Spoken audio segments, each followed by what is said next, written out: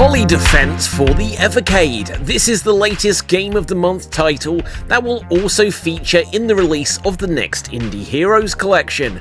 And I'm pleased to say this is a good game that, once picked up, I couldn't stop playing until it was beaten. This is Collie Defense.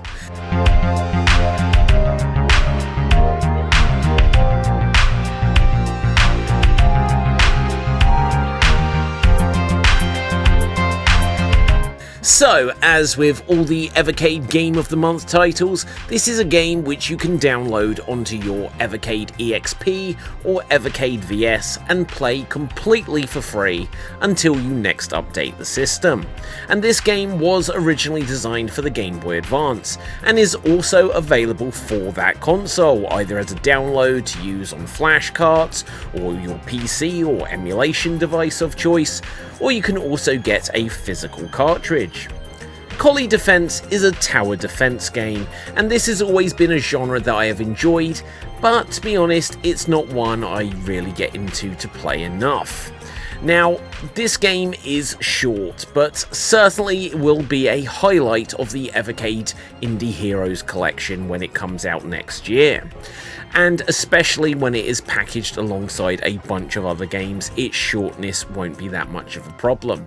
Now, as a standalone Game Boy Advance game, it is quite short, so may not have quite enough jelly in it for some of you players, but certainly will be fun for fans of indie games. Now, in the game, you play as a dog who is a collie dog called Whisky, which from my quick glance at the game's Kickstarter page, I think is probably based on the developer's own dog. Good for you. There should certainly be more dogs turned into gaming characters. In the game, you play as the dog, and you have the mission of protecting all of the sheep. I guess it's like a sheepdog. I think collie dogs usually are the dogs that have the job of being a sheepdog. So yeah, you have the job of protecting all of your sheep from the likes of foxes, bears, and other animals, which I assume are cats, maybe tigers or lions, and maybe some other things. But here is one thing about the game that I think is a bit strange. You don't actually see the dog you're controlling, and the predator animals never actually go over to the sheep that you're protecting. I really think a little bit more could have been done to connect the concept of the story to what actually happens. But story schmory, I did enjoy the game, and that is far more important. In the game, you have single screen levels where the enemy animal will enter the screen and walk along set paths, and you have to choose one of 4 types of towers to place somewhere on the screen using a grid system to strategically shoot the enemy animals. Yeah, this collie dog sets towers with gunmen in them.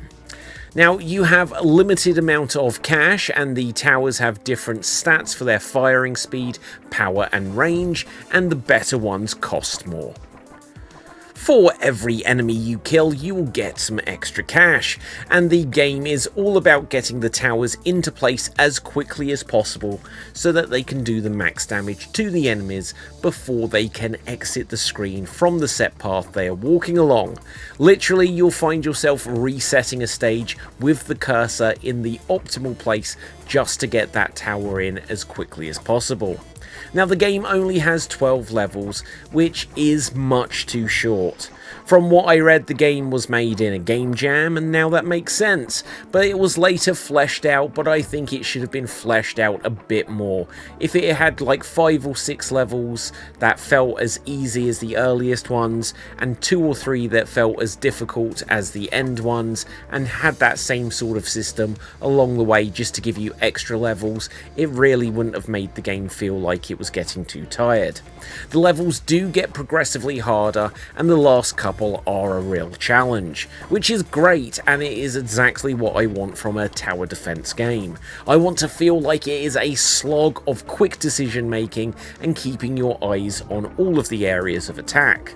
Now, the enemies will quickly start entering the screen from different areas, and this is where you have to be strategic about which towers are best placed where, so that you get the most range and do the most damage. But, as much as I like the game, the truth is I beat the entire game just using the weakest gun. As is usually the case with this type of game, you can usually have the most of the weakest gun because you can afford to get more of them, and then you can spam it to win. Literally, by the time I beat the final level, the game wouldn't let me place any more on the stage, even though there was space and I had cash. I think either there is a limit to how many active towers you can have, or the game simply couldn't handle any more. I didn't experience any slowdown though, so I think it's a set limit. Perhaps the thing that adds most challenge to the game is that you only really have one chance to beat the entire game. Certainly on Evercade you can use save states if you want, and by pausing the game you can restart a level as many times as you want, but there are two aspects that really add extra challenge to the experience, meaning that you've got to get it done in one go. Firstly, you have 3 hearts to your health, and you lose a little anytime an enemy animal makes it to the exit. This will carry over to the next level, so it means you only have 3 hearts to make it through the whole 12 levels of the game. And secondly, the amount of cash you have for the towers also carries over from one level to the next. This means the less towers you use earlier on, but still kill all of the enemies, the easier the game will be later on. And this is why it's best just to use the most basic tower to save cash. Now, one down thing from this is that you may find the game becomes unwinnable, because I did experience this when I got to level maybe 7 or 8 or 9, and I'd spammed a lot of my towers on the previous level and then didn't realise I was starting the next level with only $5. And as the cheapest tower costs $10 to be able to place, that meant that I was literally stuck and could do nothing except for let the game just kill me off. So I had to restart the game from scratch and then used as few towers as possible, and it was pretty much the case that I was then overpowered right up until the penultimate level. The penultimate level is interesting, as I'm sure if you played a perfect game up to this point, you could defeat all the 4 bears that enter as soon as the level starts, but after a few tries I realised that rather than try to defeat all 4 bears and fail to defeat them all, I could concentrate my towers on just 3, and then only take a little damage while still earning the cash for defeating 3 of the 4 bears, which enabled me to get through the rest of the level.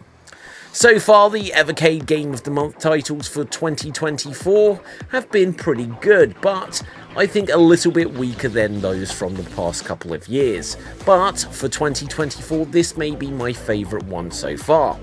Although, for full transparency, I didn't get to play the Jane Austen or Jane Eyre or whatever it was from last month, Pride and Prejudice game, because the Evercade VS would crash every time I tried to do the update. Such is life, but I'm going to get this when it comes out as Indie Heroes Collection 4 anyway, so I'll just play it then. Now, I would like to see a sequel to this game, and I would like to see it have more content, and I'd also like to see animation of the dog character run around the screen to place the towers, just so you feel like he's more a part of it, and maybe instead of having the enemies just exit off the side of the screen, maybe there could be sheep at an end point that they reach that could diminish, and this could be an alternative way of showing how much health you've got left. So anyway, this is going to wrap things up for this review of Collie Defense, which is an Evercade Game of the Month, but you'll also be able to get it later on in the Indie Heroes Collection 4 on Evercade, and you can also get it as a Game Boy Advance ROM to download, or you can get it as a physical cart. So, that is going to wrap up this review here entirely. I will just say a quick note that it has been a little while since I uploaded a video to the channel. Everything's okay. I'm going to do a proper channel update video. I'm not sure if anyone's going to even care to see that, but just to explain what's been going on, what I've been working on, and all of the exciting stuff that I've got coming up in the near future. So make sure you smash that subscribe button here on the Geek Battle Gaming YouTube channel, and if you haven't done so already, do check out all of the written article versions of all of the reviews over on www.xstreamed.tv/gaming, and with that, until next time, stay safe, always stay extremed, and ciao for now. Boom, and I'm off the air.